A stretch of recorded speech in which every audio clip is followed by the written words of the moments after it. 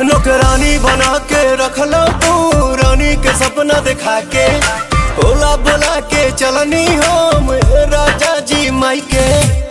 पहले जे जनती चूल्हा चौकी करो बाई बाई, नदिया किनार भेजी पानी भरो बाई बात, कबो न बियाह बारा चैती आहो राजा मांगे न सेनुराती कवैती, आहो राजा कबो न बियाह बारा चैती।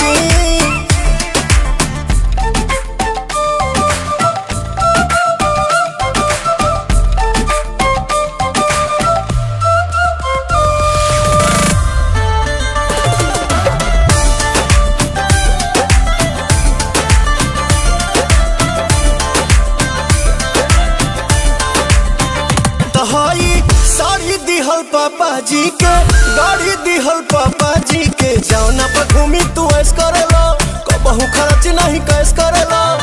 कुल ही कमाइया सबत पौड़ाई बन, सारी सारी रात पिया ओनिए बिताई बात, अपन भोजन न बसियती